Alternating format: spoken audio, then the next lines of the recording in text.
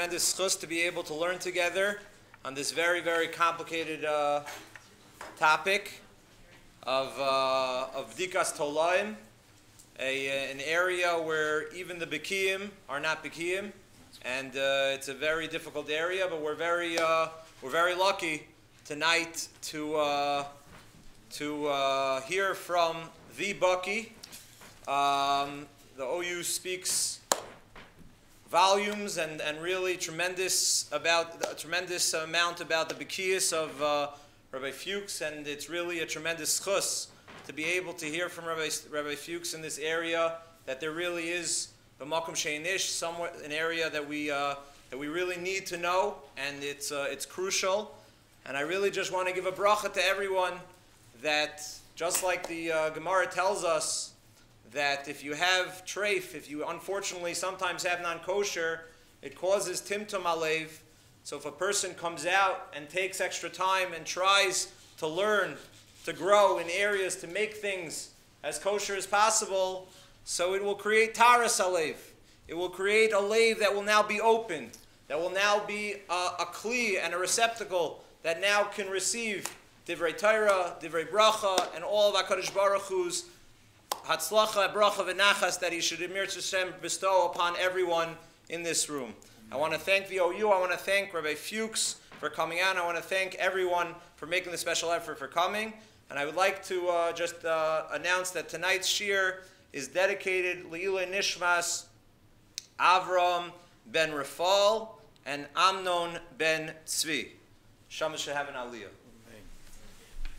If I may be so presumptuous to say, if I could ask everyone to also have in mind for Refuah Shlema, for Rafael Eliyahu Mordechai ben Sivya Alta, Rafael Yitzchak David ben Gittel Leah, Chaim Rafael Shar Yoshev ben Baba Rivka Chaya, and Ruvain ben Rachel. B'Seich Shar Chol Yisrael.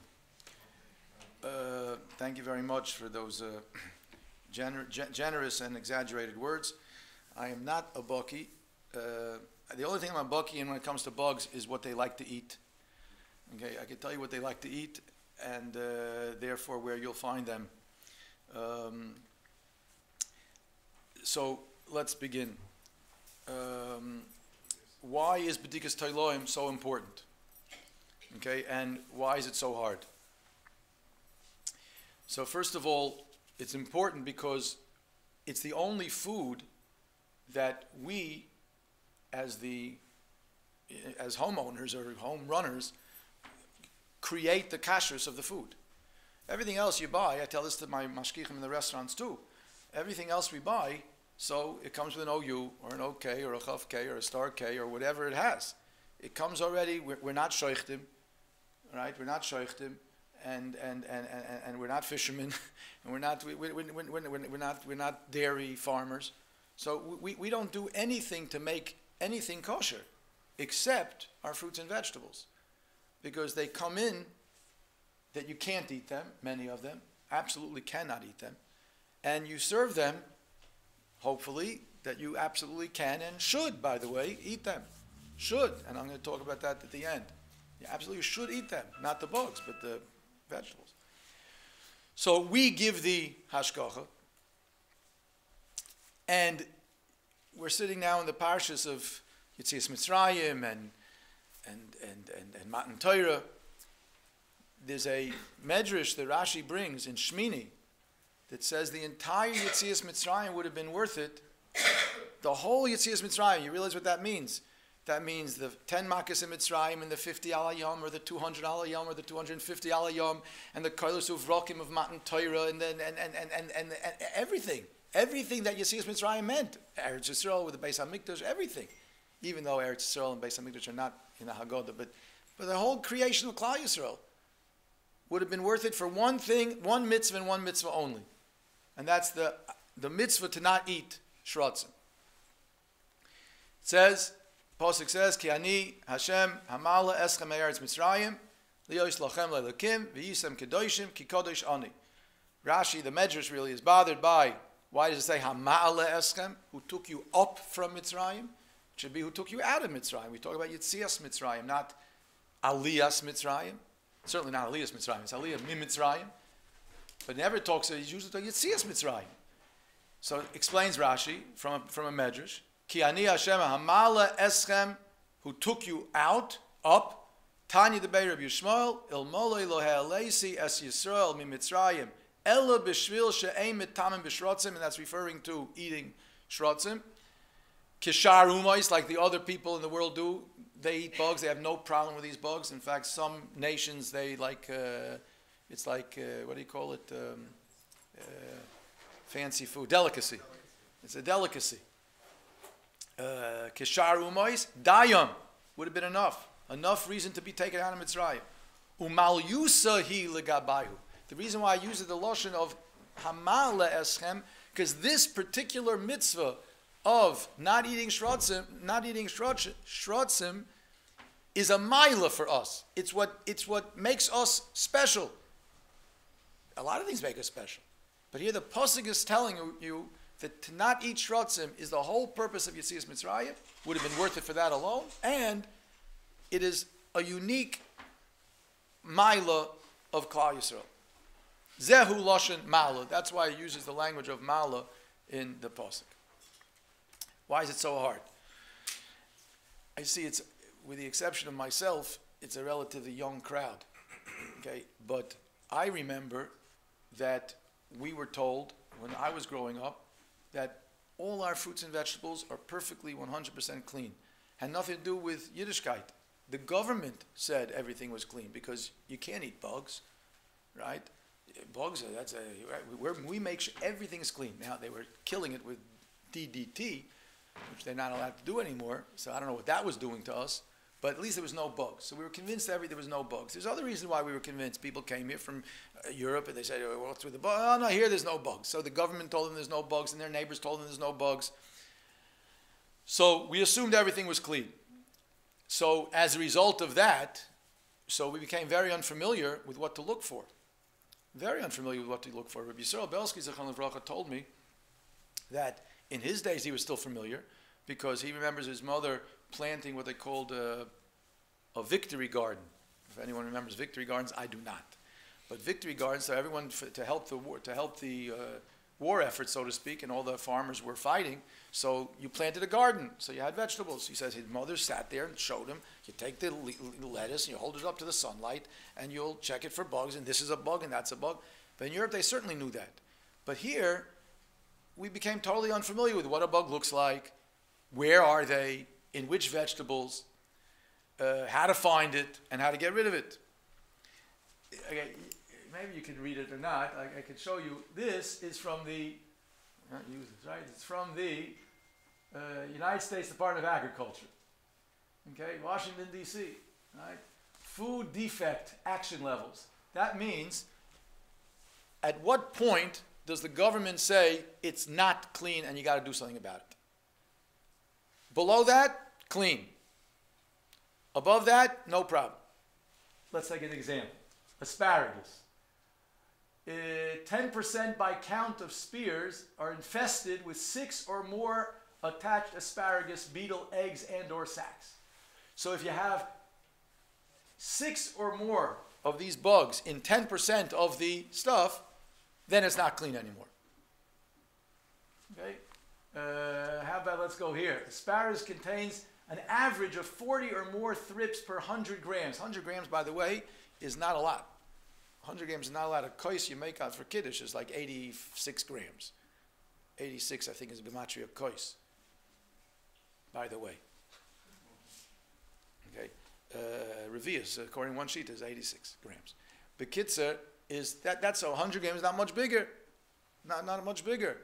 So if in that amount of asparagus, you have 40 or more thrips. Aphids, thrips, what does it say? Thrips. 40, then it's not clean. 39, no problem, goes to market. Okay, let's go down here. Broccoli, frozen. Used to be people said, oh, if it's frozen broccoli, no problem. Because no problem, frozen broccoli. People used to say, no problem. Average of 60 aphids, 40, 60, I think it says, thrips, aphids, thrips, and or mites per 100 grams. If you have any 60 bugs in 100 grams, clean. We can't eat one. And 60 is okay to the government. Because well, a big deal. It's not a big, and it isn't for them. But for us it is. We have what they call, zero tolerance. Right? Zero tolerance, it's a big thing today, zero tolerance. Okay, what are we going to do tonight? What aren't we going to do tonight? I hope. We are not going to discuss the halachic need to check. We're assuming there is a halachic need to check. And there is. It's in the Gemara, and it's in the Rishonim, and it's in the Achronim, and it's clear that you're obligated to check your fruits and vegetables, only those fruits and vegetables which are assumed to have bugs, you're obligated to check. I'm not going to go all the sources. We will discuss how to check. I'm not going to discuss what seems to be this inflation of infestation. It is true. There is an inflation of infestation. It is worse than it used to be.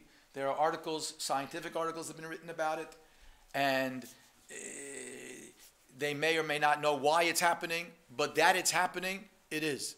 Okay, the farmers know about it, the scientists know about it. It seems it is brought in the Sefer that Achras Hayomim, right before Mashiach, there's going to be this issue. So I saw Rabbi Avram Shor had it posted in his Beis Medrash once.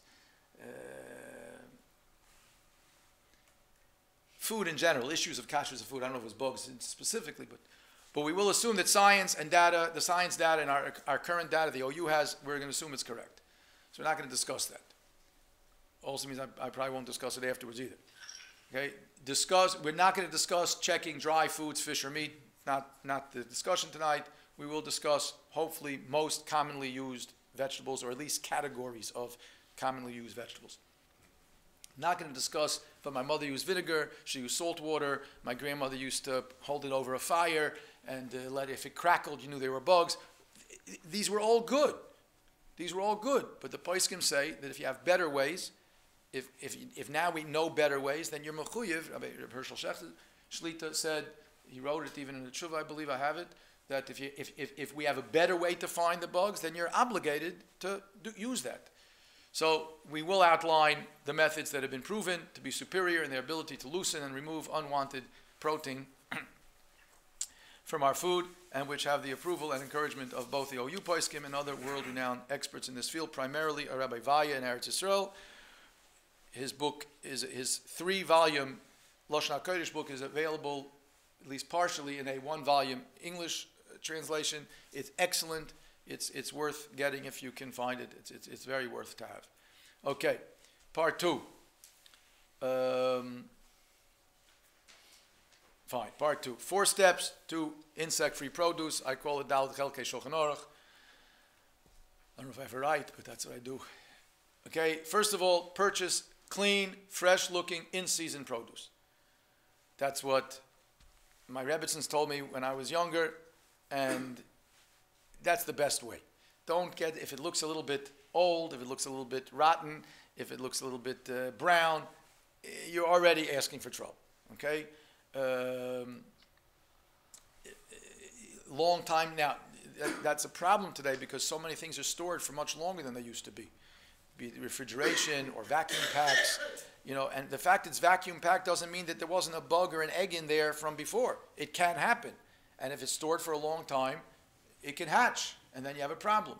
I was in a farm in Eretz Yisrael, a place where they pack these pre-washed, not pre-washed, but pre-checked things, and they give basically a 5-day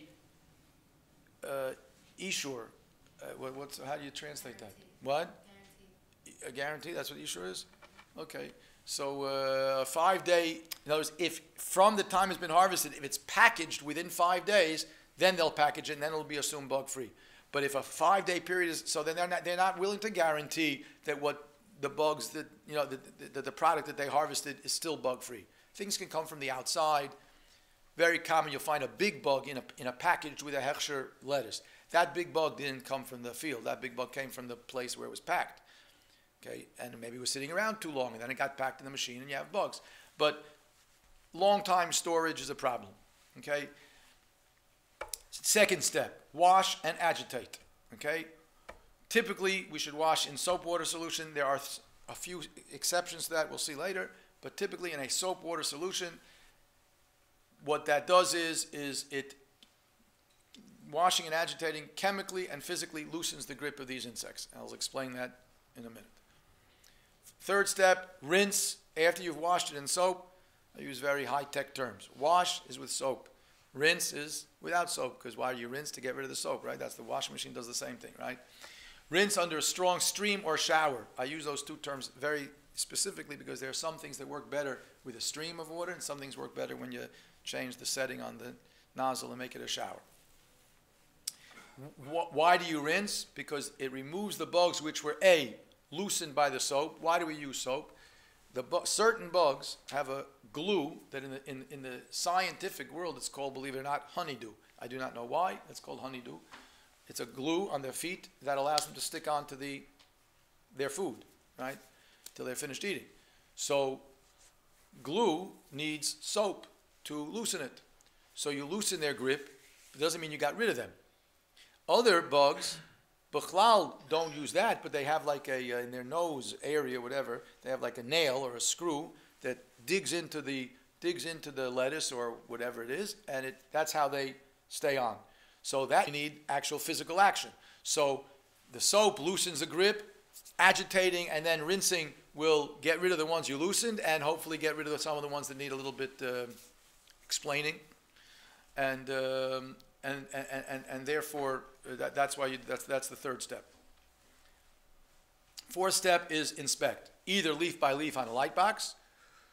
I was there. Rabbi Belsky Zechon Levrach was asked by a certain Letz, what did they do before they had light boxes? My grandmother didn't have light boxes. My great grandmother didn't have light boxes. So Rabbi Belsky looked at them. I was standing there when he did it. He said, "You're right. You're right. Your grandmother had something much better than the light box. She had the sun. As, they had sunlights. They went outside and they looked at it. It says, we cook at night. We prepare our salads at night sometimes. I mean, obviously. We don't only do things by day. So we needed a substitute. He says, it's a good, that's what he said actually. He says, the light box is a pretty good substitute for the sun. Okay, so, but we're not going outside. So leaf by leaf or filtration, which is the way we do in the OU restaurants, and I'll show you that later. Part 3, as we move on.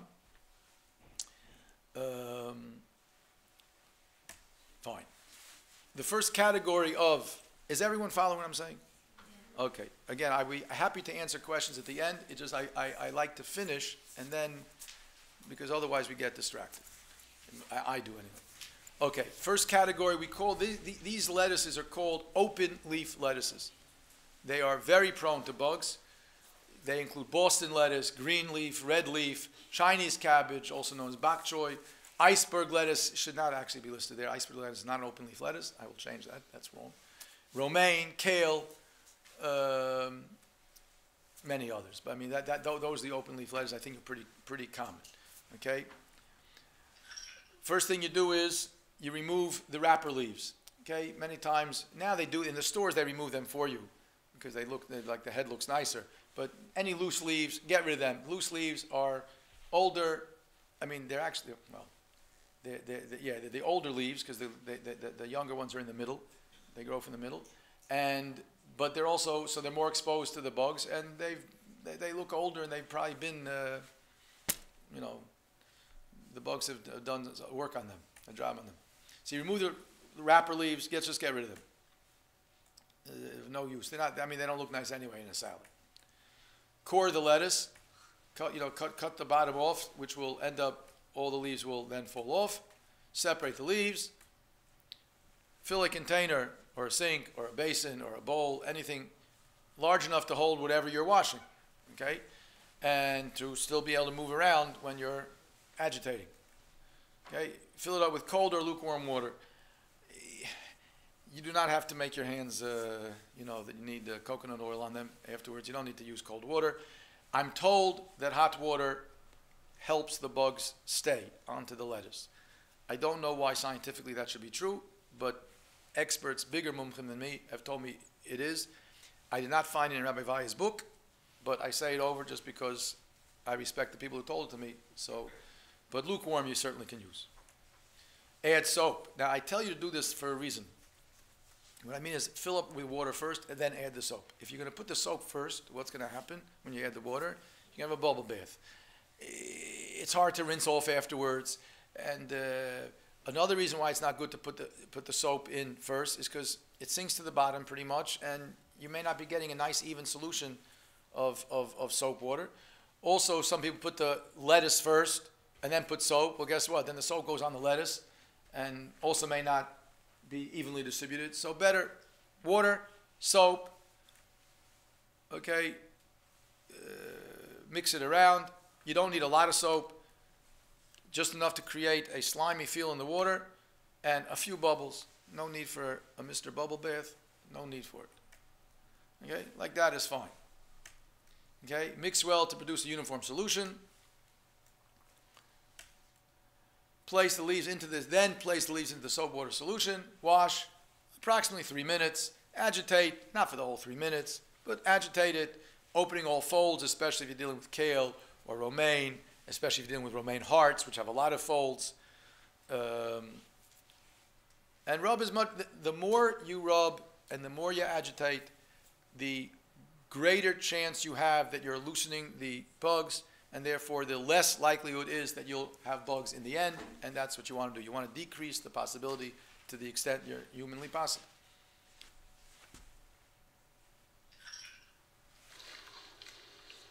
Oh, you even have sound. I never have sound when I do this. Okay.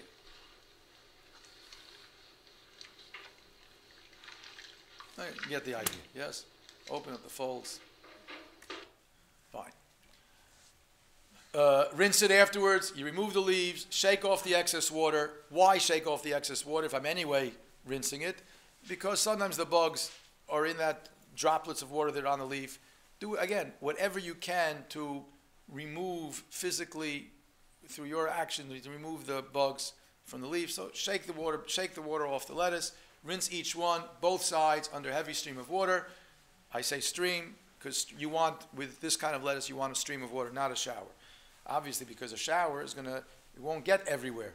A stream, you have a much better chance it's going to get onto all the surfaces. This removes the bugs which were loosened by the soap and detached through the agitation.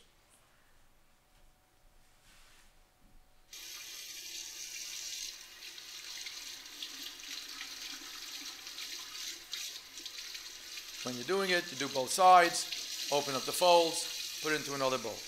Yes? Then you inspect one at a time on a light box or sunlight. To answer probably some of your questions, can I hold it up to the light that's in my kitchen? I say no for two reasons. First of all, you get all wet. The water drips down your sleeves and it's very uncomfortable. Okay, very uncomfortable.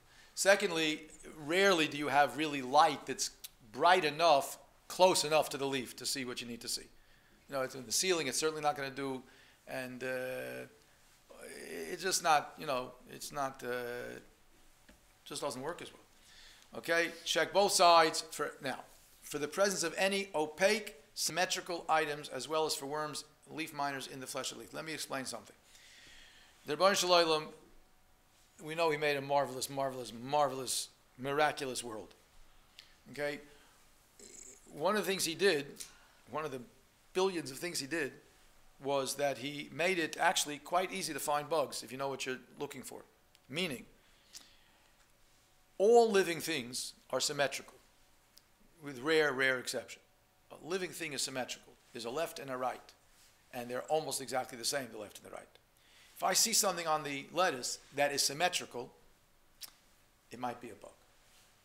Not likely that it's a piece of dirt, because dirt is not symmetrical. It's just a blob. Okay? Not likely it's a piece of lettuce that got, you know, that fell off or that got crumbled up. Not likely. Okay?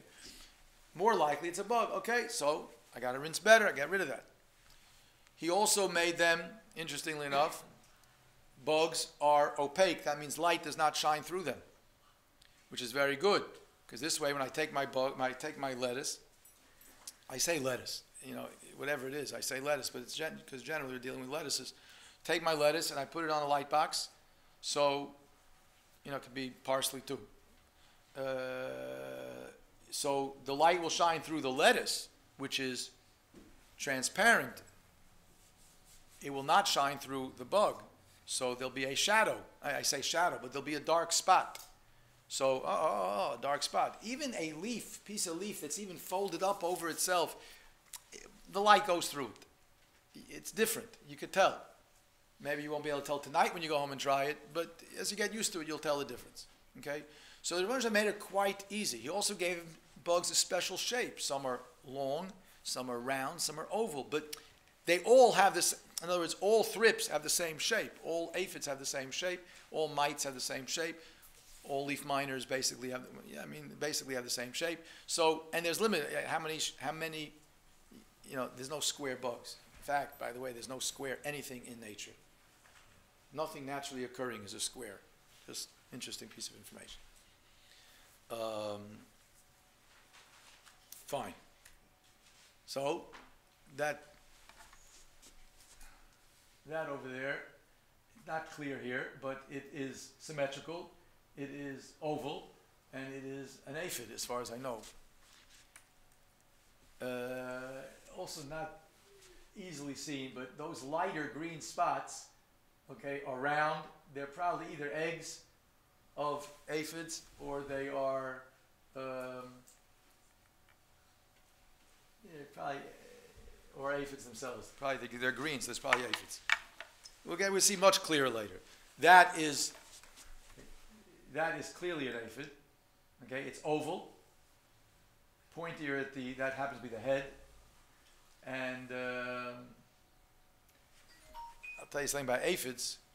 Aphids reproduce every 20 minutes. Yeah, I love the reaction when I say that. I love it. Every 20 minutes. So I tell my mashkichim, if you find one aphid, I will show you 10. If you show me 10 aphids, I will show you 100. Now, obviously I'm slightly exaggerating, but not by a lot. Okay? Aphids are wild. Okay? Bichlal, they're so unbelievably miraculous. Just I have to share it with you. Aphids, they clone. There's no male and female really in aphids. They're all females in a sense. They all produce, like I said, every 20 minutes. So quickly they produce that sometimes what they're producing has already in it a produced aphid. In other words, a mother is giving birth to its grandchild. Okay? But the problem is, those bugs would never survive a winter. So, as much as they're producing themselves, but that's it, one generation, because in the winter they're dead. All of a sudden, and they don't have wings. All of a sudden, in the fall, they produce males, which is itself a pella, because clone, I don't want to get into genetics now, but I could. You can't produce what you're not if you're cloning yourself. So somehow they produce males with wings. Now, why with wings? Because you don't want intermarriage. You don't want brothers and sisters, or in this case sisters and brothers and sisters.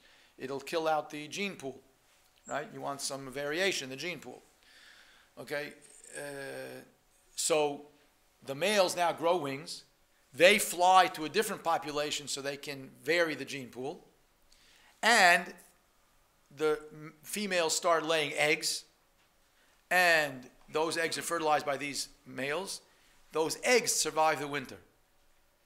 And therefore, the next generation now has more of these wonderful bugs. Fine. Now, these are leaf miners, okay? I don't know if you see those. There it is. See those trails? Now, all the washing in the world will not help that. There's a bug called a leaf miner. He or she is exactly that. It mines. He's a miner. She lays 150 eggs in each spot wherever they're laying the eggs. 150 eggs. Some of them survive, and when they start growing, they burrow.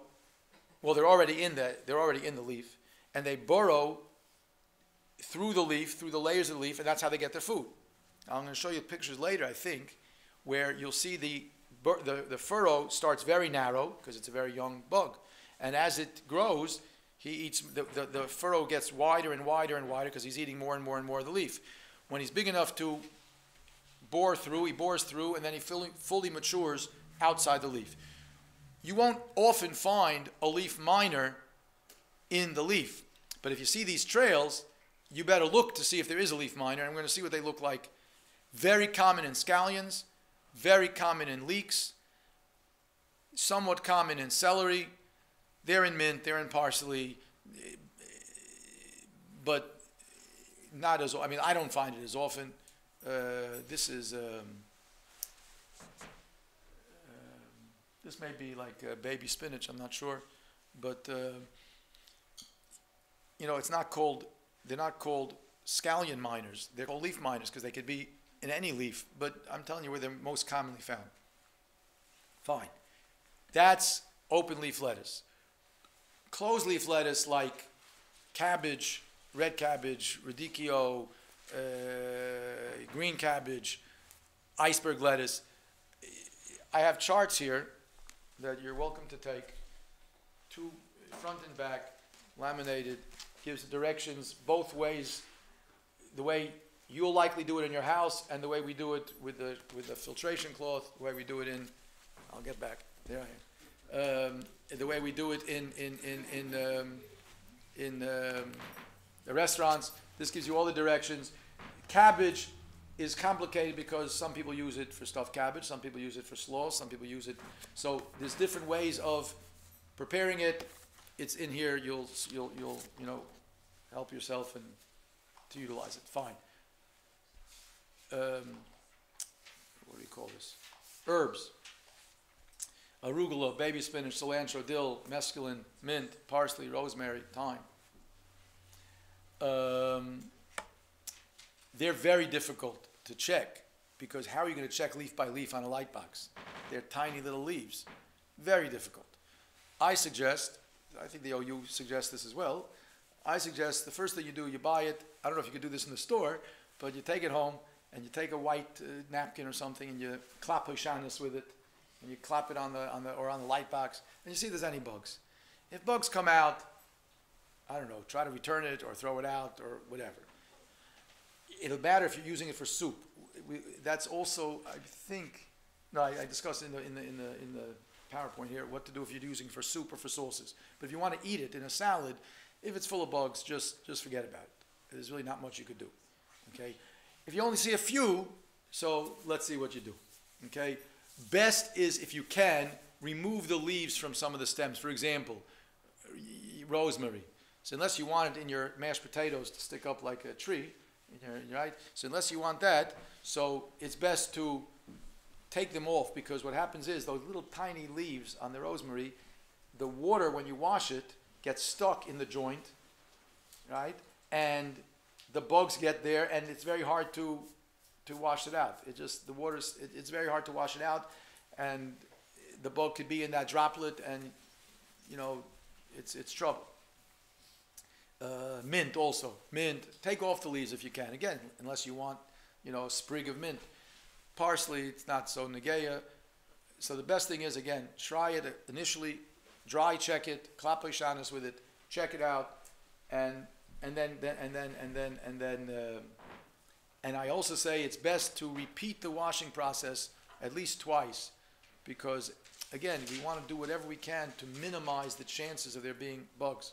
So since this is so difficult to check and sort of inherently difficult to wash, so do it twice. And I'm not saying don't check, but do it twice. At least you have a better chance. The steps are the same. Wash and agitate into an appropriately sized container. Cold lukewarm water, add dishwashing liquid, or proven soap-based vegetable wash. I didn't say that before. There are some vegetable washes that work. There are other vegetable washes that I'm convinced have bugs in them. We laugh because it's funny, but obviously it's not true. But it really, so much they didn't work that, we tell our restaurants certain vegetable washes we do not allow because of that. I called up, one of these vegetable washes had a hechsher on it. So I called up the hechsher. I said, has anyone tested this to see if it works to get rid of the bugs? Obviously, based on what we said earlier, you need some sort of a soap-based recipe to break down the glue. So I said, has anyone tested this? No. So how are you giving a hechsher? I'm pretty bold when it comes to those things. I just say, how are you giving a hechsher? He says, listen, The thing is kosher. They call it vegetable wash. What do I care what they call it? They could call it, I mean, he didn't say this, they could call it a ham and cheese sandwich. But if it happens to be kosher, today, right, you can order a cheeseburger in places, right? They have the power of a cheese. So it's kosher. That's what the Hechsher told me, and more than once. So we don't allow all. There happens to be one called Environe. Now it's called, no, they changed the name. Now it's called Purely Essentials by Environe. It's available in a lot of the Jewish stores and even probably regular stores. It's a vegetable wash. That works. At least we have found it to work. I think there's one called Veggie Wash. I believe that also works. What works best? Palmolive, Dove, Dawn. They work the best. Place the product into soap water solution. Wash. Now, I note here, make certain the many small leaves are not sticking together, because mescaline mix, by the way, look it up. Mescaline, I believe, is a French word which means mix. So when you say mescaline mix, you're really saying mix. Okay? So really, it makes no sense. You can say mescaline salad, you can't say mescaline mix. Okay, just one of those things. It's sort of like my machroinen Wasser. It also doesn't make sense. Anyway, so make sure that it's very important to agitate that and to be separating those leaves, because they stick together, and then obviously they're sticking together, so the water's not getting in between. If the water's not getting in between, you're not washing out the bugs. Okay? Rinse small amounts at a time, held loosely in your hands or in a colander. Okay? Really, it's not held loosely in a colander. It's held loosely in your hands, comma, or in a colander. Again, for the same reason, because you want, I can show you here, because you want the water to not penetrate, but to cascade over the leaves as much as possible, and as many leaves as possible. And if you're tightly holding the herbs, so the water's just going to go over your hand. It's not going to go on the right picture, right? It's not. It's going to go here. It's not going to go here. Right? So hold it loosely. You'll see.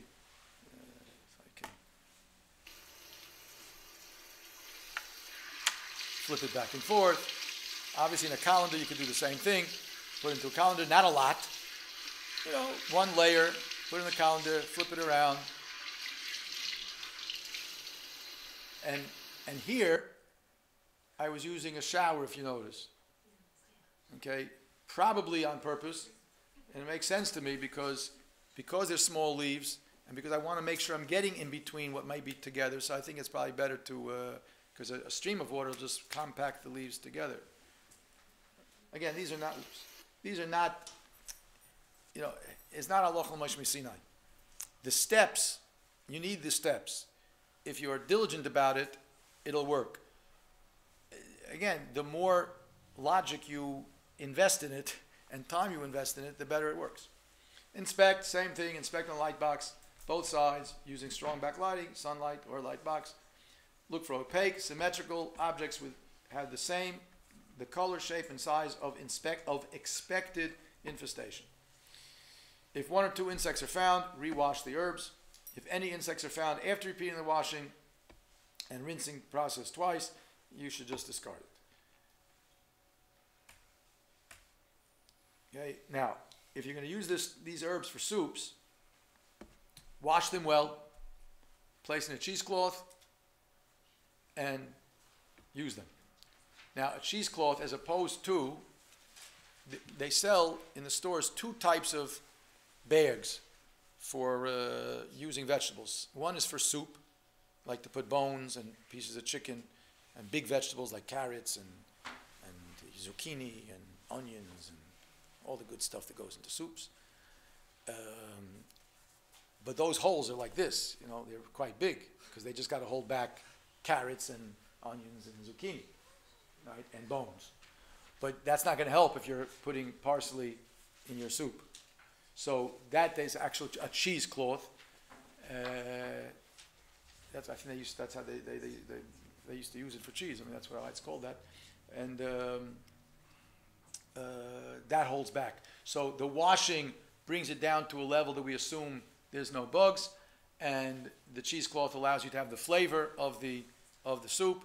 it's certainly not an issue of being mevatel issa lechatchila because we don't assume there's any bugs in there anymore, but that doesn't mean you can eat it, because if you're going to eat it directly, then you'd have to wash it, then you'd have to inspect it.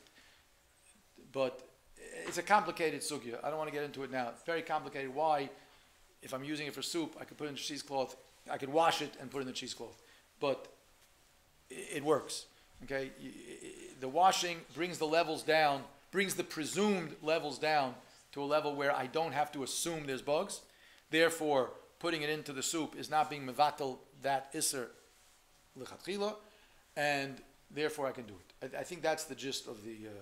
for sauces, wash well and puree, the same logic. Okay, I've washed it well, the presumed infestation level is below a point where I have to worry about it if I'm pureeing it. Because once I'm pureeing it, there's no more bugs, right? So a whole bug, you realize, a whole bug is prohibited to eat, even though it's much less than the kazayas. Parts of a bug are not. So, but I'm not allowed to do that. I'm not allowed to take a bug and crush it up and put it on my salad, because I know there's a bug there. You know, that's the... there was a king who was very afraid of going on a... very afraid of being... of a plot against his life. So he asked his statistician, they call it his actuary, you know, what are the chances of there being a bomb on his plane? So he told him it was 1 in 2 billion. He wasn't happy about that. He asked him, what are the chances of there being 2 bombs on the plane? So he said 1 in 300 trillion. He says, okay, good. You bring a bomb on the plane. That doesn't work, obviously. If I know there's 1 bomb on the plane, that's out of the cheshbon, right? Doesn't work, right? I can explain to you math afterwards if you want. It doesn't work. So it's weiter. So anyway, same thing here. So I can't take a bug and crush it and then eat it in my salad because it's bottled. But if I don't know there's that, I don't have good reason to believe there's a bug because I've washed it. I've washed it well. So now I don't know for sure. It's not clear, but that seems to be the halacha. It's not necessarily muskim in all the Rishonim, but I'm under the impression that's why we do it this way. That's why you can buy raspberry yogurt. You know, that's why you can strawberry yogurt, raspberry yogurt. They puree it after it's been washed. Okay, strawberries. So before, you should check them before looking at them. General good look. Again, if you see a lot of bugs, don't use it. Okay. Does anyone see a bug there? I do. Actually, by the way, most of the pictures you see here were not from whatever they call it on the computer, Google. I took the pictures. So these are bugs that, you know, I got very close to, you know.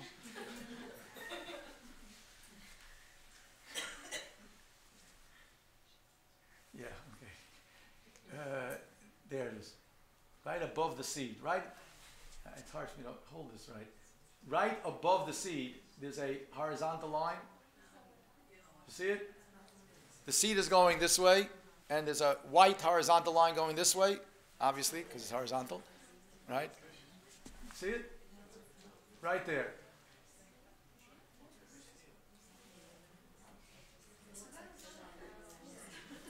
Yes? What, this right here? No. By my finger? No. That's probably, my guess it's like a shriveled up leaf. Bug is right there. But notice, just to give you an idea, you realize that bug is about as long as the seed is tall. So it's not like, yes, you can say, well, look, you're blowing, I've never seen a strawberry that big. Yes, that's true. You've never seen a strawberry that big. But you've seen strawberry seeds, and they're very visible, and this bug is clearly not much smaller, I'm talking in length, than that seed. Right? I sense I don't have too many people convinced that I have to worry about that bug. Okay. Oh, I didn't realize I did that. Okay. Yeah. Now, I had a video of this I think of this strawberry and of that bug, and I had it where it was not always where you see it. In other words, the video showed that it was, en route. It was going back and forth, different places, under the seed, behind the seed, which, by the way, you realize that that's, okay, again, it's nearly 9 later. Okay, let's go. There's another bug, harder to see. I don't remember if it's the same one. It's taken the same day, but I don't remember if it's the same one. You see, by the way, these little ends of the leaf over here, that's why I think that's what that is. It looks very much the same. Oh, it says that's the book. That's what I said. Yeah. Okay. Remove the green leafy portion. Yes, you don't necessarily have to cut it. If you have this thing that like pulls off the leaves, you could pull off the leaf. If you like to have the stem, no need not. You don't have to cut off the leaves like this, but you do have to remove the leaves because they like the shade of the leaf, or I don't know if it's shade, but they like to hide. The bugs like to hide there. If a hole is revealed, if you cut too deeply, so then cut the strawberry in half, because we are afraid that once there's a hole, maybe the bug went into the hole. Put into a bowl, same deal. Soapy water, approximately 3 minutes, rubbing them. Then, Rabbi Belsky told us that if you want to be 100% sure that you're not going to have bugs in strawberries, do that, wash them the way I just told you, and then take a vegetable brush, I think it's vegetable brush, and under, again, a shower of water, rub the leaf, rub the strawberry. Why a shower? Because that was probably my phone. Okay, that's okay. Good. No, I know. I know what it's for. It's not my 2-minute warning. It's not my 2-minute warning. I had it a Tuesday night shear. Fine. Is because the bugs in strawberries hide, as I mentioned earlier, underneath the seeds. Sometimes the shower of water is strong enough, and especially when you're using the brush, it can flush them out from under the seed. Okay, you don't want a stream of water because that's like, that's pleasant, I'm like in the ocean, nice wave, nice ocean. But if you have this shower, it's like arrows, and it can get underneath and can flush them out. That's what Rabbi Belsky told us. It's not supposed to do that again. Okay, leeks and scallions, they're basically related. A leek is. Was the stream alone enough? No, you mean without washing it in soap? No. Not the brush. No. I can't say with 100% sureness that he said you don't need the brush. My sense is that he said you do, but can I say, do I remember I know where I was when he told it to us, but I don't remember. The OU book does say to use a brush, so I'm assuming that he did tell it to us. Basically, a leek is a scallion on hormones, on steroids, right? Fine. So they have basically the same mahalach. Check the upper portion. Evidence of leaf miners. Okay. I think I show pictures of it later. Okay. Then. Okay, you don't see them there. Just tell us where to check. Okay, you check the upper portion for leaf miners. Okay. Oh, you do over here. Okay, you see this? Is that outside? That is on it's the furrow is on the inside, but you see it on the outside because it eats up the layer of the leaf, so it gets lighter. That's why it's hard to see them in celery, because it's already light. But that's why it's good to it's good to put celery on the light box. You can see if there's a chritz, but it's not so common. It's not if you're buying good produce, but you should look. I mean,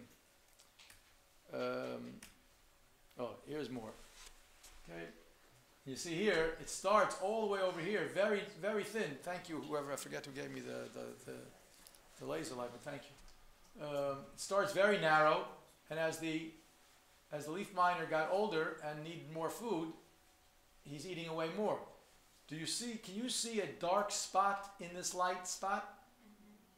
That is a leaf minor. Cut away and discard the root, about a 1/4 inch off the scallion or the leek. Cut that off. Not because there's bugs, but because it'll make the next step easier.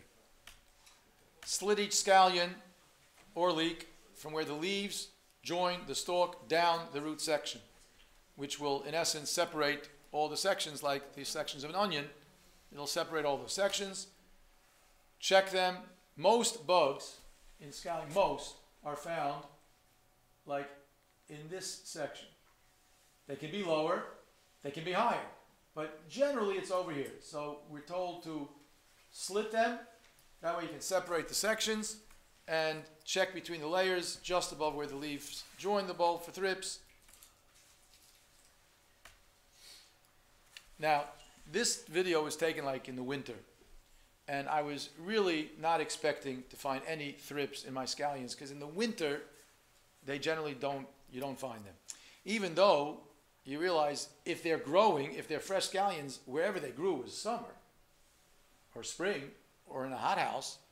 But Lamais is, it's rarer, more rare in the winter to find. However, I was giving a presentation in Aguda Beis Binyamin, I think, or I forget where I was, and I had Siyata D'Shmaya.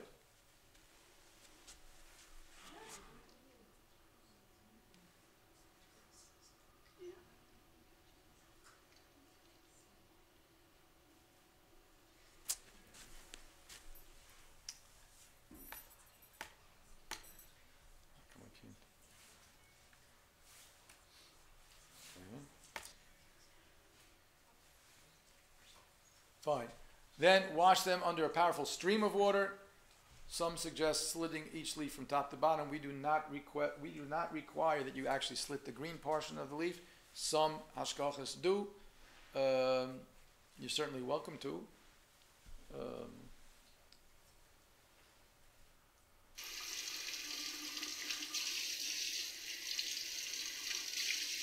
Now I asked if I'm doing that, and since I'm mainly worrying about thrips and not aphids, which attach physically as opposed to the thrips which just attach with the glue, if I'm rubbing it and I'm washing it under the water, why do I have to wash it in soap, and why do I have to slit the leaf, and why do I have to check each layer in between?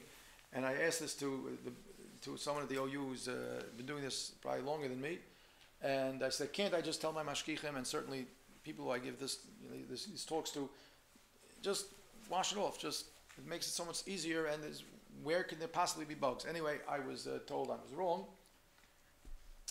And he says, no, you have to look, you have to check. Once I've looked, once I've slit the bottom, and I've checked, so then on the possibility I missed something, so then the washing, but it's not a long process. It's not a long process.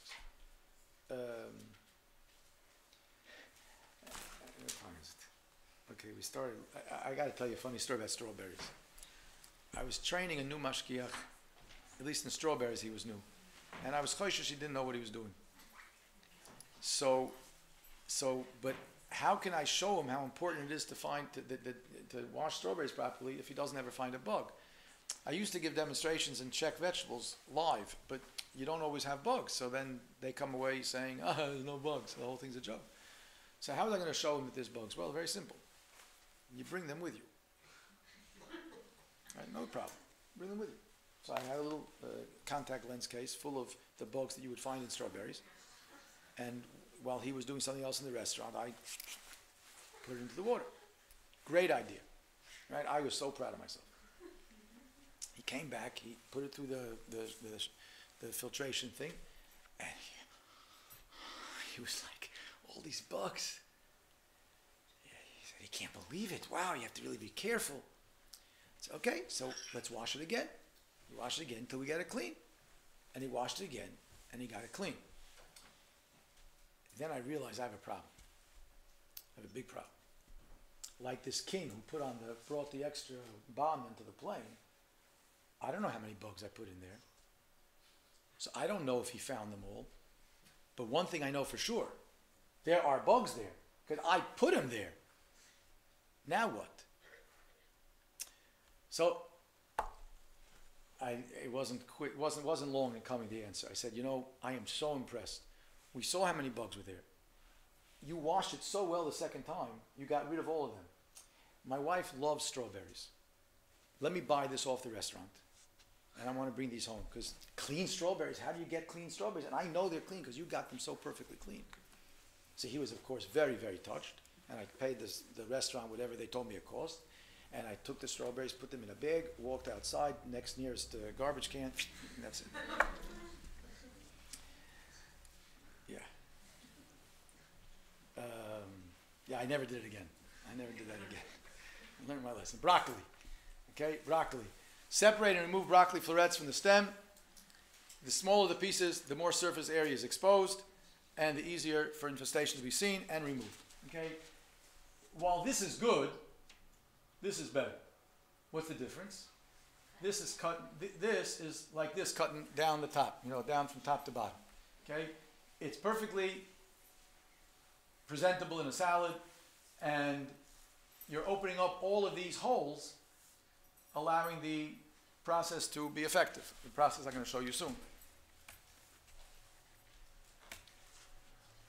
Parboil water. That means bring the water to a boil before you put the broccoli into it. Parboil water. Boil water. Parboil the broccoli for 1 minute. Now, what that does is it turns the broccoli a nice green color. It turns the bugs a nice brown color. But since it's only 1 minute, so the broccoli is still quite fresh. You know, it's still hard. Okay? Remove with a spider. Obviously, that makes the bugs more detectable because until you did that, the bugs were light green and the broccoli was light green. Now you have dark green broccoli with not light green bugs anymore. Okay? Okay? Take them out and immediately put them into ice water. So first you are boiling the water, as you see. And then you take them out after 1 minute. And this was like time-lapse photography. And you put it into ice water. That stops the heat from, obviously that stops the heat of the broccoli from cooking itself, continuing to cook itself. It also, I think it opens up the florets somewhat, again making it easier to check later. Then you're going to rinse them. Again, a shower, because you want the, I don't know if this is a, that's weird. I thought it was a video, but it's not. By using a shower, you get in between all those holes. You should then, anyway, physically check to make sure there's nothing there. Chances are there isn't, but you should check. You should definitely check, and there could be. We then do another step in the restaurants. We then put it into a plain bowl of water, as you'll see later, and we then take out, we agitate it, take the broccoli out, pour that water through this apparatus I'll show you, and check that on the light box. Cauliflower is the same, except notice, by the way, there was no soap by the broccoli. You can use soap on broccoli, you'll never get the soap out. Cauliflower, you don't have to worry because it's too tight. But the same thing with the cauliflower, except you wash it regularly with soap, agitate, and so on. Core it, make smaller pieces, examine them, make sure there's no parboiling with the cauliflower. You just wash it in soap, then wash thoroughly. And but if you find cauliflower to be infested, and cauliflower for that, but broccoli or cauliflower, just get rid of it. When they're infested, it's very hard to get them clean. Celery, separate the stalks from the head. Remove the entire leafy section. If you want to use those leaves in a cheesecloth for soup or something like that, fine. If you want to treat them like any herbs, fine. But if you want the celery, get rid of the leaves. We don't use the leaves in our restaurants. Remove the entire leafy section, trim the bottom. If the leaves are desired, they may be, I said that, okay. Check both sides of each stalk, and for any evidence of leaf miners, cut off from the stalks any furrows. When you have leaf miners, so you should cut off the trails even if you don't find the little dark spot at the end. And the reason is because you many times have dark spots throughout the trail. And those dark spots are not eggs, they're not leaf miners, but they're what the leaf miner leaves behind after he finishes eating. So whether it's treif because of kol hayotzim minat tomei is tomei, I don't know if it's treif or not, but it's certainly also als bal tashachzu, like it's disgusting, obviously. So just cut it off.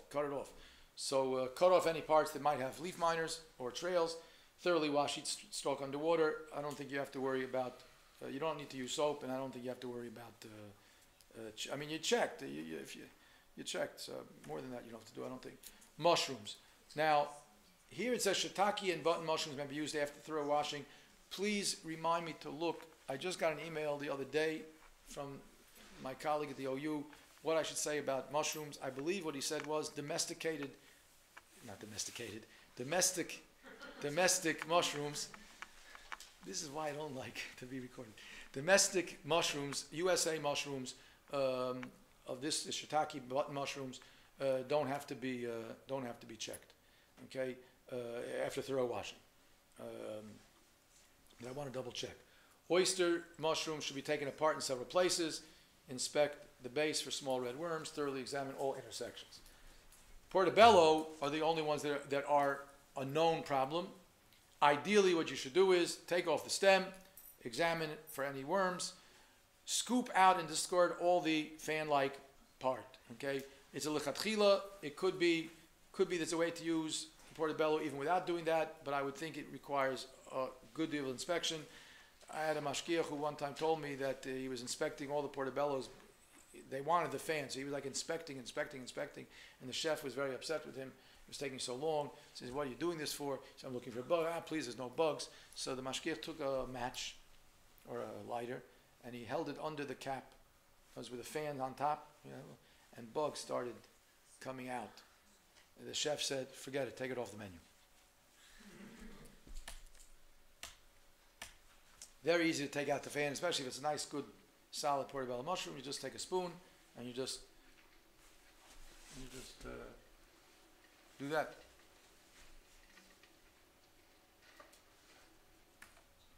Asparagus, if it's green, the bugs can be found in one of two places, either on the tip or underneath those little scales.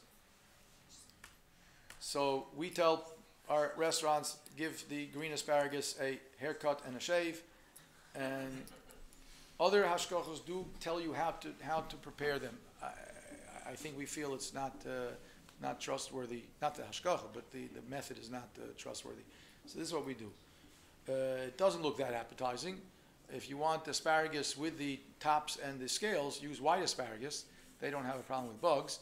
It doesn't taste the same. It's a little bit more bitter, but no bugs. Okay. What do I look for? How do I see it? Clearly, the Torah only prohibited that which I can see with the naked eye.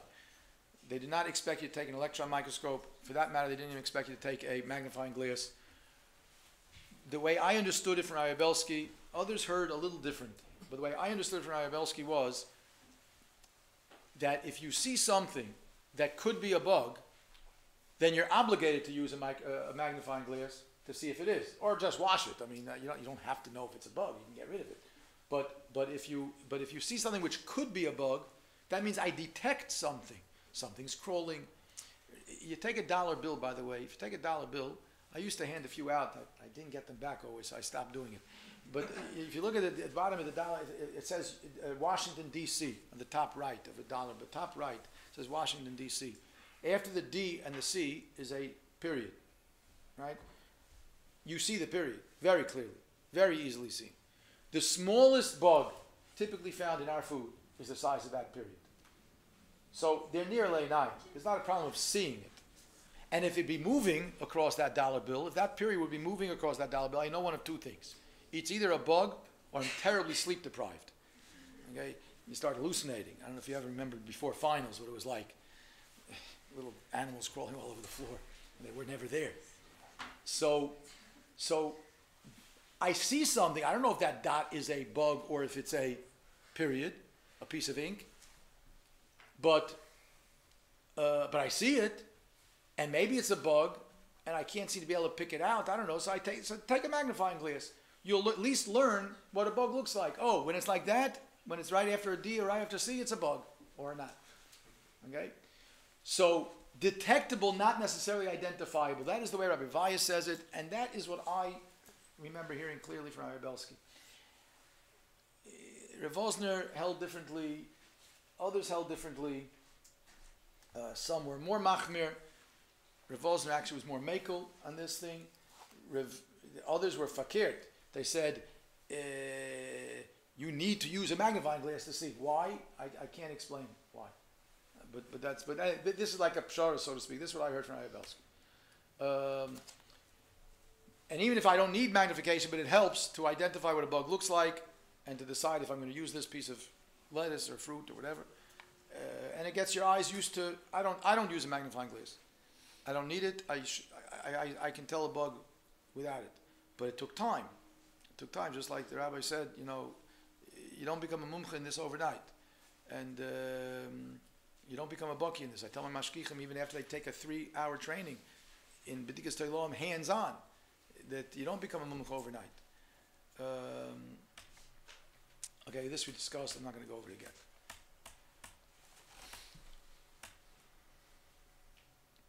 The last one, this one I didn't say. Bugs stay whole in water. They don't disintegrate in water. But dirt dissolves in water. So that's another way. I see a bug on a piece of lettuce, so take some water and like smush it. Does it dissolve or does it stay whole? Okay, what am I looking for? Aphids, leaf miners, mites, and thrips. There are other things, but these are the main stars and supporting actors. Okay, these are aphids. They're green, typically. They're oval. They have like two, I don't know if you could see it. Yeah. You see these exhaust pipes, so to speak? Like these tailpipes at the end? That is like the telltale sign that these are, that's an aphid. You can't really see it here. This white thing here is the molted exoskeleton of the aphid. You will sometimes see that. It will resemble like some yarn or some hair or some dust, but that is the entire skeleton of the aphid. I was told by Rabbi Vaya it's osir to eat, but it does not have the din of a whole animal.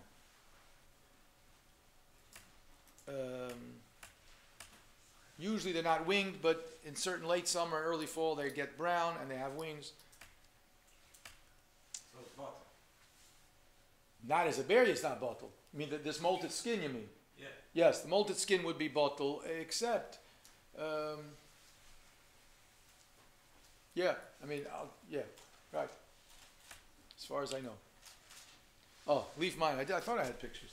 Okay, this is all the same. This is just more magnification. So here you have, again, a very thin trail, gets wider and wider and wider with a leaf miner in the end. Here's a leaf miner in the end. Same guy. Here's the deposits that I talked to you about. They're long and thin and narrow, generally seen as a dark line. More leaf miners. So both of these you have to throw out anything that you find. You can cut it. You can cut off the trails. Cut off the trails if you want. Sometimes it's, by the way, if you find like one trail in a bunch of scallions, many of the scallions will have because, they're hungry. Okay? These are like all in one bunch. Here's a very good picture of one. You see? Once you see this, you'll say, oh, yeah, I've seen that. And if you don't say it now, Erev Shabbos, when you're making the salad, and you have the scallions, oh, yeah, that's what he was talking about. Mites, they're the smallest, they're more round, they really look like little spiders. I mean, that's what they are. They're found in everything: spinach, strawberries, lettuce, celery, parsley, dill. They're the smallest. This picture I did not take, but that's what they are. I didn't take that one either. That's what they look like. That's on grapes. These are thrips. These thrips were all found in one batch, 1 pint of raspberries. Okay, you see they vary in color. They can be almost white. They can be wingless. They can be brown or red or brown with wings. They could all be in one big happy family.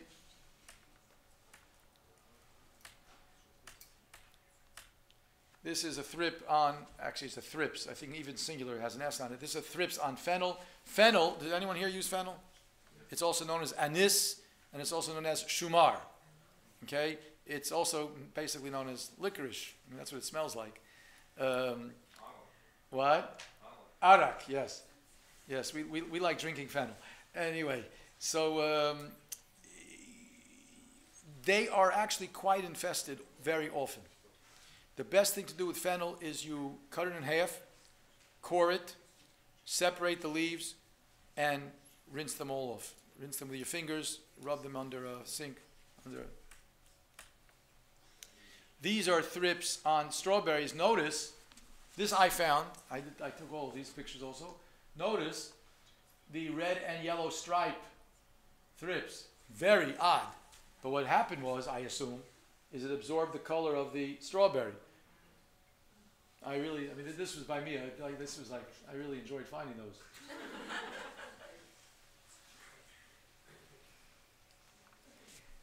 In case any of you are wondering if I have like pictures of bugs hanging in my house, it's not true.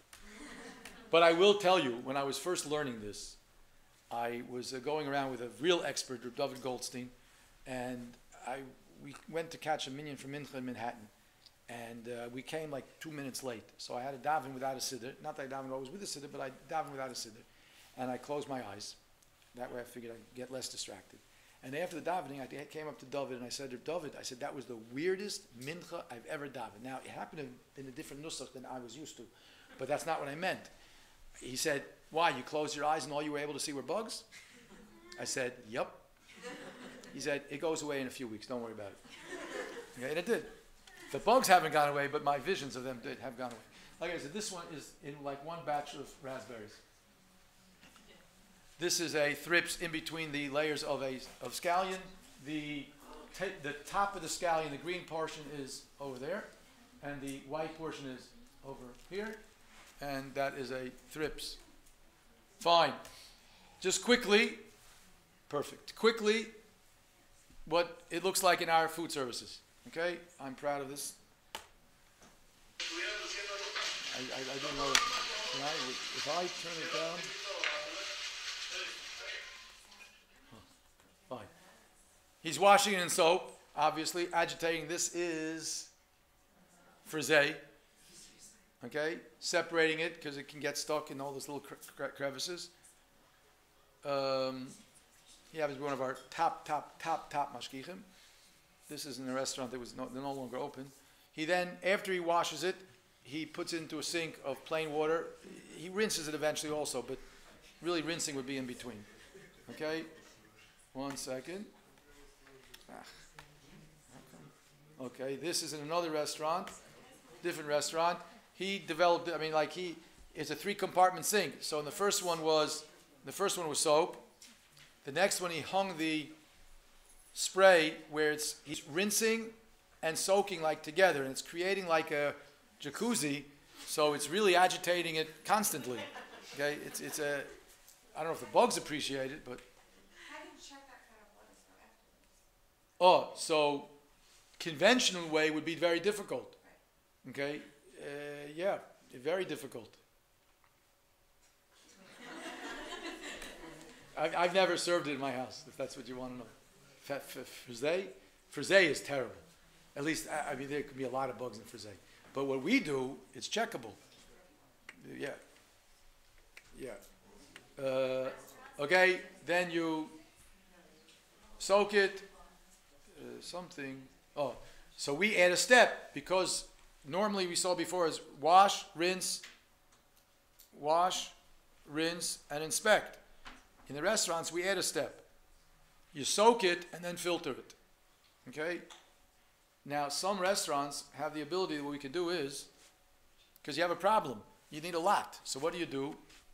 You wash in the sink, but you can't take the sink and then pour all the water from the sink, because be exorbitant plumbing costs every time you have to reinstall the sink.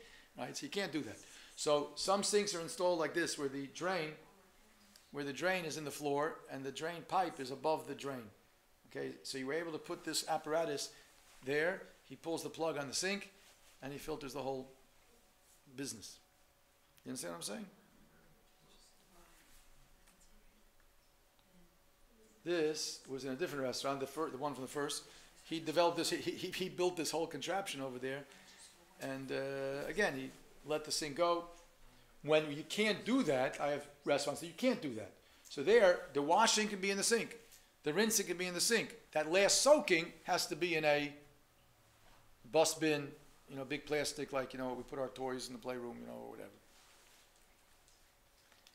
Can't figure out how to, okay. Then you check on the light box, okay? Let me just, I don't know if you realize what was being done over there. You take the colander and I'm going to move back. I'm coming right back. Okay.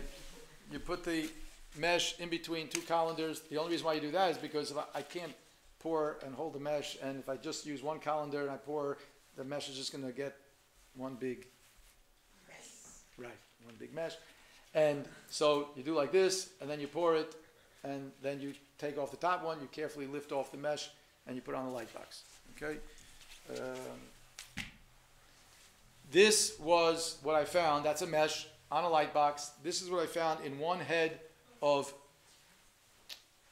store-bought, I say store-bought for, in other words, a grocery store, like a greengrocer, broccoli, cauliflower. So it was nice, clean, beautiful, wrapped, individually wrapped, so you would assume it's clean. This is in one head. I found 1, 2, 3, 4, 5, 6, 7, 8, 9, 10. That's what I thought. Minion. Okay? Now, you could tell from this mesh that these bugs know when I'm coming. Because you see, single file, they lined up, mamish, they have a zap pachad when I come. This is blown up a little bit more, a little bit more. You can begin to see some of the body parts. That's blown up even more. Now, obviously, this I set up the picture, right? But what I did not set up is what happened next.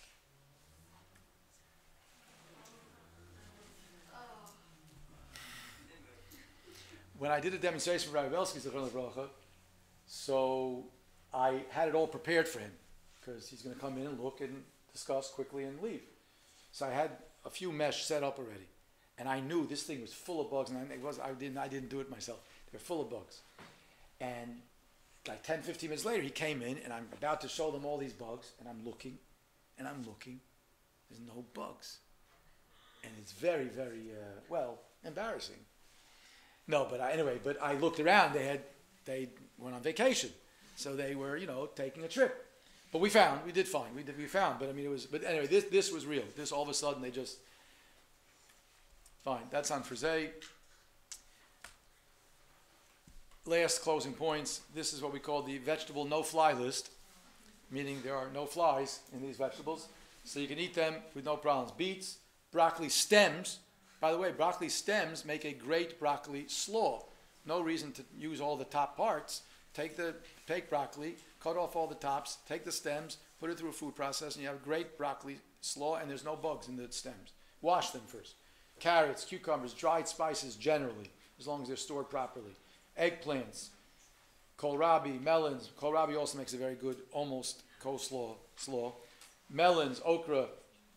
That's if you're from down south, where I come from. Parsley, roots, parsnips, potatoes, pumpkins, radishes, sprouts, squash, which is, today very fancy. They do that a lot, the sprouts. Squash, tomatoes, turnips, yams, yucca, and zucchinis. What we don't recommend is artichokes. You could use the bottoms of artichokes. That means no leaves attached whatsoever, and the inside completely cleared out. Looks like a little bowl. Okay? Asparagus, we said. Blackberries, no. Brussels sprouts, next to impossible. How do they take them frozen when they have the Who- frozen Brussels sprouts? Who has the mudahechsher? Bodega has Brussels sprouts? And asparagus. Whole Brussels sprouts? So I'm assuming, my assumption is that they're grown in hot houses. My assumption is they're grown in hot houses, number one, and they take samples. I'm assuming they take what they call a statistically significant sample and check them. That's what I would assume. Same thing with asparagus, if there's such a thing. I don't, me and George Bush, I think it was, we don't like asparagus. But curly leaf parsley is much worse than the flat leaf parsley. Edible flowers, purple orchids should be washed, but those are, you can eat. But other than the purple orchids, any other edible flowers have a lot of bugs. Raspberries, Can you use the curly parsley in the she's called like the type? yeah, I would think so. Wash them, wash it well. Yeah, I think so. I'm not going to discuss this right now. Fine. In conclusion, Rav Schwab wrote this in, if I can see what date, looks like it says 96. Yeah, Mem Vav. Okay, Rav Schwab wrote this, you realize it in like, no, Mem Vav is 86. 86. Mem? Yeah. 86. So it wasn't exactly the beginning of people realizing that bugs are coming back, but it was getting popular already at that point. Rav Schwab wrote in his in the Kehilah's letter, okay, I can't pronounce that word, but that's where he wrote it. He wrote the following: what is mandatory? First of all, he writes that do not stop eating green vegetables. Do not stop eating green vegetables. The doctors say we need them. We know they're healthy, and the Baruch Hashem created them for us to eat. Okay, so don't stop eating them, but you have to use your Shemayim. So you said, what is mandatory is thorough inspection, for which one needs normal eyesight, good lighting, leisure, patience, and most of all, your Shemayim. Then he says a moyerdika line. What trabering and salting are to meat, searching for insects is to fruits and vegetables. Why do we have these laws? These laws are to remind us that we are not animals who consume their fodder as they find it. But we are humans created in the image of HaKadosh Baruch Hu, who receive their food from the hands of a loving Father who provides for his children. By doing something to the food before we eat it, we're saying that we're not animals. Animals just eat whatever they find. I mean, if it's the food they eat. Right? We don't do that. We prepare. In the kashrus world, there's nothing that doesn't need preparation. Fish, you need to know if it has kosher scales. Not the discussion for tonight, but it's an interesting discussion in and of itself. What are kosher scales versus non-kosher scales? Okay? Meat, not all animals, shechting it, salting it, oifus, the simonim, what yes, simon, not a simon, right? And vegetables, even vegetables, and even bread and cookies, hafrosh challah, and then of course chumas and meisers where it's negeya, right? So everything we eat has a pu'ula we do which says we're not animals. So when you're sitting there, hopefully not kvetching, and you're checking the vegetables for bugs, and you will find, you won't find, but just doing it. Remember, the whole Yetzias Mitzrayim was Kedai for it. We are who we are for this mitzvah. It's really startling. It's startling. And okay, I just repeat what he said. When this was happening, I know someone who stopped Pesach. They didn't have a lot of their salads, and the Shver, my friend Shver, says no salad. No salad. No salad. Finally, the Shver understood what was going on, so he said, "Listen, if Schwab will tell us we can eat it, you'll start serving the salads again." He says, "Yeah." So they called her Schwab after Yom Tov, I guess. And Schwab said, "I don't understand you. Your mother didn't teach you how to check vegetables for bugs. She didn't tell you what a bug is." So it's like any other mitzvah that Klal Yisrael has in general, and certainly whoever's, any mitzvah that we're involved in, you have to know the halachas, you have to have a Messiah, and you have to have your Shemayim. So let your mother teach you, let your father teach you what it is. And I guess they start eating salads again. But that's what he said. Good eyesight, good lighting, time, patience, and your Shemayim. Shkoyach, thank you very much. I'll leave my phone number and email address up there. You could take one of these. These books are $5 a piece. I don't have enough, but yes, any question. Ma'ariv is in 25 minutes. Yes. One question, on your slide where you had the broccoli and cauliflower, it said that if it's if there's infestation, Yeah. throw it out. How many bugs do you find classifies it as infestation or infested? Okay, so let's talk general, and then I'll try and talk broccoli and cauliflower. In general, if after I do this, and after I've washed, and after I've inspected, I find one bug on the lettuce, it could be that's not a problem. Because Mistoma, that's the last bug there, and I get rid of it, and I'm finished. Because obviously I did a good job of washing, and there's nothing left. If, however, I find two, Belsky told us already, two means it's still, whatever was there is still there, and you have to continue washing, or, you know, or get rid of it, or throw it out, or... Broccoli and cauliflower, I don't know. Personally, I might tell you even one is a problem, because they're very hard, it's very hard to clean, so I don't know how to, I wouldn't know how to deal with it. Yes? Grapes, you showed a bug on a grape. Yes. Now, Revaya said, Bug on the grapes. Revaya said that if you wash, okay, the OU's policy is, I think if you wash them well, With soap. I don't even know if they hold you say soap, but certainly if you wash it well with soap, even once, it's fine. Revaya said, I heard him say it, he said you do it 3 times. Wash, rinse, wash, rinse, wash, rinse. And then, grapes. The OU's policy is, their finding is that it's really no problem if washed properly. Okay. Okay, that's. And like apples, like are like. I know of no problem. Just- I know of no okay, yeah. problem with that. Can you use under cabinet lighting? It's like It's hard. You need backlighting. You need backlighting because you want to shine from behind to see if it. Yeah.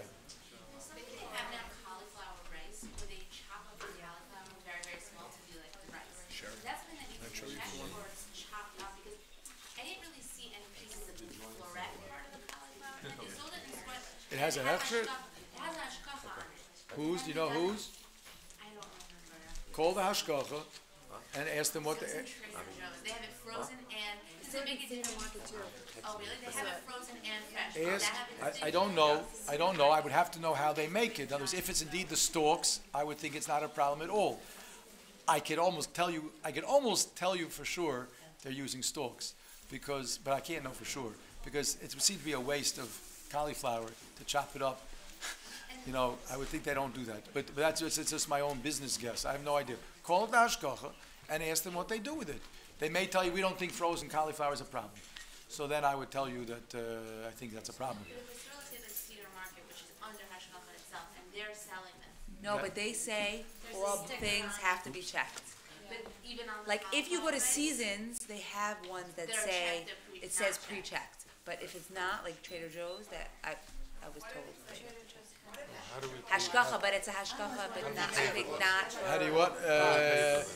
Best is to get changed and then you give me the money. Or I don't can have change pay for with 5. someone else, 2 You can, people. yeah, fine. If you want, when you're taking 2 books, No, 1 book, but someone else who. you want to pay for someone else, you have to pay for someone No, else. no, no. I mean, saying maybe another Yeah, person. yes, you wait around. 5, Yeah, 2 yeah. people. The book is $5. Yeah. Yes. Triple Triple wash, that's a You get good the question. That was one of the slides I skipped. Triple wash lettuce is a problem because a lot of can be a problem because they recycle the water and the water is not necessarily filtered. So while they're washing the lettuce, they're getting it nice and clean, maybe.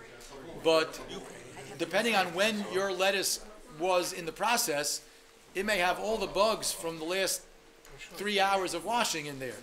Okay, it's possible. That's- It's very possible. They have found it. Now, if it's a reputable, It's like washing your second kid. certainly if it's a reputable company with a reputable hashkacha, then you have nothing to worry about. But without a hashkacha, triple wash, I used to do when I did training of mashkichim in my house. So I used to dafka take certain companies that triple wash, and even some with a hashkacha, not national, but certain local, not local here, but local hashkachas, to show them how bad triple wash, how little triple wash means. Because I used to find kiseder bugs in the triple wash stuff. Right. Do you have to wash it or can you just check it? If You it's can already always been just washed. check. You can always just check. In fact, I used to tell my mashkichim, if you want to know, like if there was something that the restaurant didn't want water to touch, you know, certain very sensitive stuff. So I said, good, do check, do a dry check. Depending on the product, I told you have to check every leaf or only some of them, whatever. Check the whole bag. I would tell, well, okay, you're talking triple wash stuff. Triple washed, probably you could take a statistically significant amount. What is that? You know, 3-4 handfuls, 3 handfuls, let's say. Check it on the light box. It says triple washed, and 3-4 handfuls of a bag. You don't find anything, then Triple wash with an hashgacha is okay. if it's a good hashgacha, I do know of. There are some less national hashgachas that I found problems with. What can I say?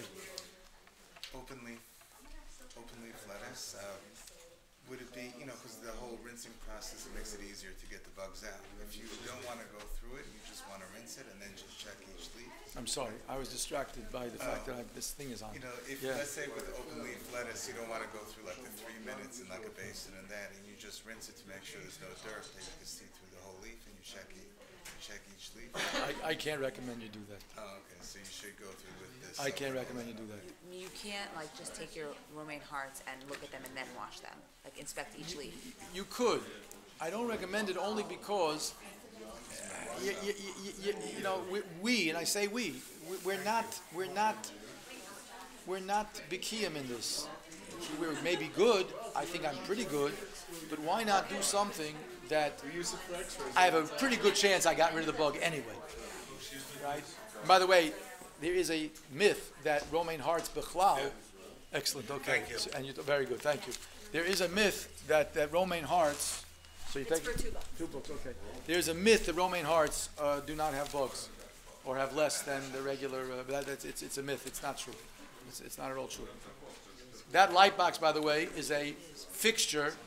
It's LED. I should plug it in and show you. It's a beautiful fixture. It's really made. It's a ceiling fixture, like a bathroom fixture. But I wire it, and that's what we use for our thing. Buy in not Home Depot, Lowe's. It's a lot cheaper. It's I think that's $40 for an LED light fixture. That the water runs down. You know, it doesn't get wet. It's not like an X-ray, like the what do you call those slides? You know, not like a slide box. And they're very good. It's a very good piece. What Yeah. about blueberries? Because I've heard different things. Look what it says in the book. I think it says just wash them. Yeah. Where Just did you wash use them. them? Yes. Somewhere Thank you else. so much. Sure. Just to wash them? Thank you. Thank you. If anyone who wants these books, I didn't have enough, obviously. Anyone who wants them, you can call the OU, or many times the Judaica stores have them. This is the 4th edition. Go back 3 or 4 slides. I just want to take a copy of something. I assume that was the one. I have a new respect for vegetarians. It's a deep. You have to be a My tzaddik to be father's a vegetarian. gesundheit, who What? I don't. My father, may he live and be well. I know him for a number of years, more than 48 hours, and I don't remember him ever eating a salad. Okay, I did a presentation in Houston, Texas. My father saying I did a presentation like this I in don't Houston, remember my father Texas. eating salad Okay, either. I did this in Houston, Texas. 'Cause I'm from Houston. My parents live in Houston, and he came. He wanted to see what I do, and he came home and told the family, told my mother, and whoever else was. They said, after seeing that, I'm not eating another salad. That's it. He never ate salad. Right. Do you skip to the next? Tzaddik. In front or behind? You have to be a tzaddik to be a vegetarian. No, behind them, I guess. No, the other way. Yeah. Oh, Larry sent that.